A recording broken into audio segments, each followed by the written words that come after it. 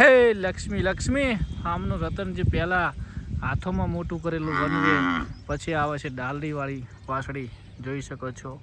વાઘ વાઘ હવે તમારે સિંગ નીકાળવાના છે. તો દોસ્તો તમે વિચારતા હશો કે આ ચોઈસ કોની છે, તો ભાઈ આ ગાયો ચિત્રોડાવાળા ભરતભાઈની ચોઈસ છે. એમની ચોઈસથી આપણે 3 ગાયો લાયા છીએ. એ પહેલા વેતનની છે, આ પણ પહેલા વેતનની છે અને આ વીઆઈ ગઈ છે. તો ચિત્રોડાના મારા કળોતરા ભરતભાઈ રાજુભાઈની ચોઈસ છે, તો પછી આપણે આ ગાયો લાયા છીએ. અને બીજી વસ્તુ કે આપણે આમાં એક ભાઈની અઠવાડિયા પહેલાં કોમેન્ટ આવી હતી કે ભરતભાઈ તમે બ્રીડિંગ કરો એચએફમાં કોકરેજમાં, તો ભાઈ આ ગાયો સ્પેશિયલી બ્રીડિંગ માટે મારી ગણતરી છે રાખવાની. 99.99% કોઈ વેચવાની ગણતરી નહીં, છતાં પછી વિચારશું. કેમ કે આ એક પહેલું સ્ટેપ કહેવાય. આ ફૂલ બ્રીડ છે. આની અંદર જે બચ્ચા આવશે એ આપણા ફાર્મમાં જોરદાર આવશે. તમારું શું કહેવું મસ્ત કોમેન્ટ કરજો ને. ચોઈસ અમારા કળોતરા ચિત્રોડાના છે, ભરતભાઈની ચોઈસ છે. એમના થકી આ 3 વાછડીઓ આપણે લાયા છીએ.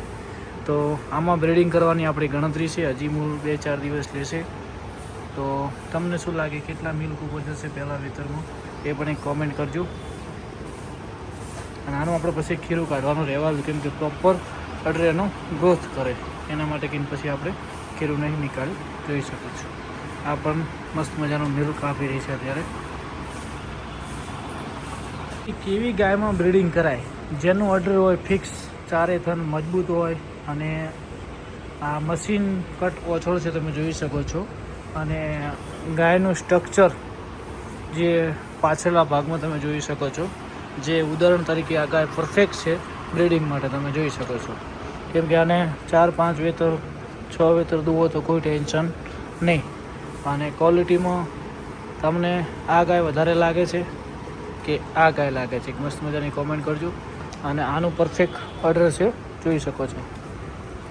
જે આવી ગાયમાં તમે બ્રીડિંગ કરો તો તમે આગળ જઈશો. આની પણ કટ કન્ડિશન જોઈ શકો છો. તો ભાઈઓ તમને શું લાગે છે? એક અઠવાડિયા પહેલાં કોમેન્ટ એનો નિર્ણય આપણે લીધો છે. આ ગાય હવે લગભગ આજકાલમાં વીઈ જશે, આ પણ વીઈ જશે જોઈ શકો છો. મધર બેનનું તમે બધા પૂછતા હતા તો મધર અત્યારે 3 લીટર દૂધ આપે છે, સેટ થઈ ગઈ.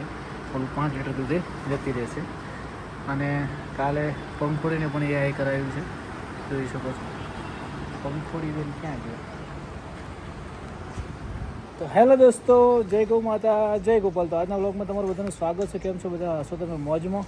તો સૌને આજે તો પડતો દિવસ છે, પણ કાલે બેસતું વર્ષ છે. તો એડવાન્સમાં બધાને નવા વર્ષના રામ રામ, જય ગૌ માતા, જય ગોપાલ. અને કદાચ 1-2 દિવસ હું બહાર જઉં તો કદાચ બ્લોગ આવે ના આવે તો માફ કરજો. તહેવાર છે એટલે જોઈએ છે. અને ગીર ક્રોસ પણ આપણે મસ્ત મજાની ઓર્ડર ક્વોલિટીમાં આવી ગઈ છે, તમે જોઈ શકો છો.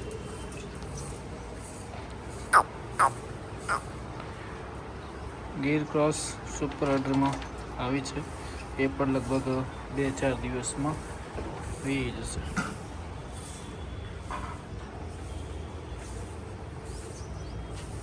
આ તો હજી લગભગ 20 દિવસ હજી લઈ શકે છે, કેમ કે હવે ધીમે ધીમે ઓર્ડર બનાવવાનું.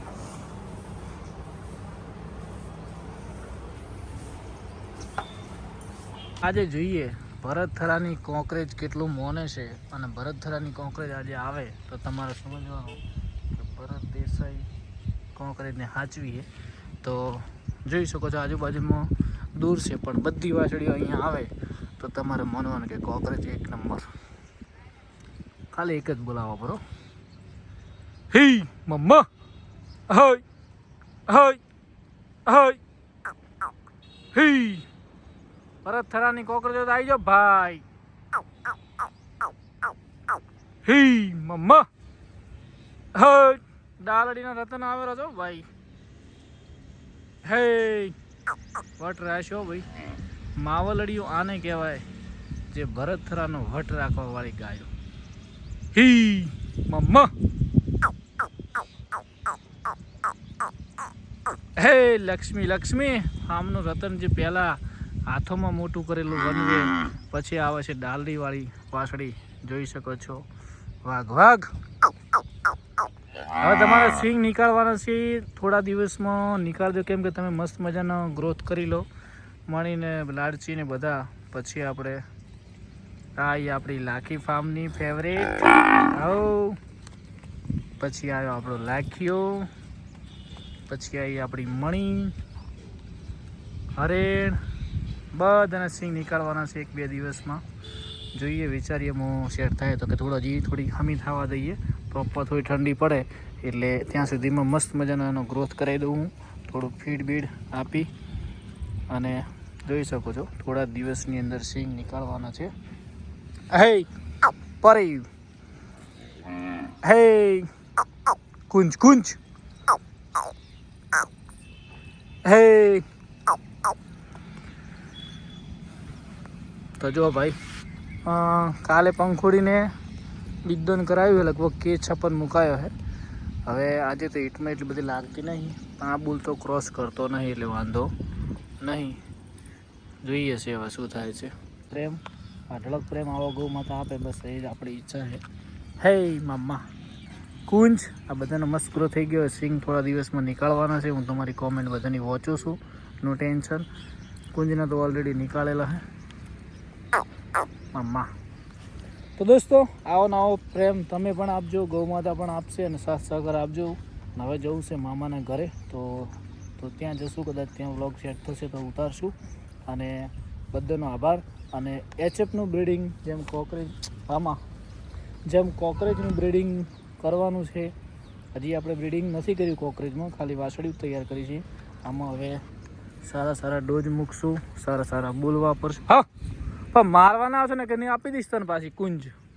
સારા ડોઝ વાપરશું, પછી બિદ્દોન પણ સારા કરાવશું અને સારા બુલ પણ વાપરશું.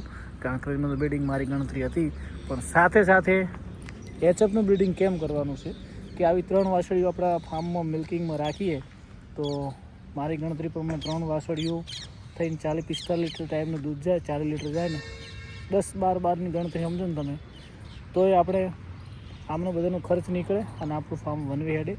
એટલે ઘણા લોકોના કોલ મેસેજ આવે કે ભરતભાઈ ગાયું વેચી મારો છો કે વેચી દેશો, પણ આ વખત 99.99% નથી વેચવાની. કદાચ 1% કોઈ ચાન્સ વેચવાની પણ થઈ શકે, કેમ કે નસીબમાં જે હોય મળે છે, નસીબમાં ના હોય ક્યારે ના મળે. એટલે કોઈ સંજોગ એવો આવે તો કદાચ આપવી પડે, એ ખાલી હું બારી રાખું છું. પણ 99% બ્રીડિંગ કરવું છે. ગાયો સારી મળી છે એટલે 100% બ્રીડિંગ કરવાની ગણતરી છે. તો જય ગૌ માતા, જય ગોપાલ. કેટલા લોકો મારી સાથે આ નિર્ણયમાં તમે એક્ટિવ છો, એક મસ્ત મજાની કોઈ કોમેન્ટ કરજો. આપણે એચએફનું બ્રીડિંગ કરવું છે કે નહીં કરવું એક કોમેન્ટ કરજો. કોકરેજનું તો હું કરવાનું છું, પણ એચએફમાં તમે શું કહેવા માગો છો એક મસ્ત કોમેન્ટ કરજો. મળીએ મિત્રો. જય ગૌ માતા, જય ગોપાલ. જો ભાઈ પેલી ગાય તમે બધા કહેતા છે જી, તો આ નાથપુરા દક્ષિણ મમાની છે. રમેશભાઈના ત્યાં 3 ગાય હતી, એમાંથી એક ગાય અહીંયા મસ્ત મજાની એને મોજ છે. જો મોમે ભેંસી વંગાત 2 ગાયો કરી નાખી. એક બીજી મસ્ત મજાની કોકરેજ ગાય છે.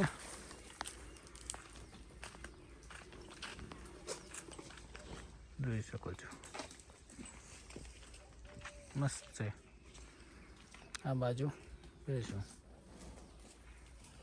અને એક પેલો રમેશભાઈનો આખલો.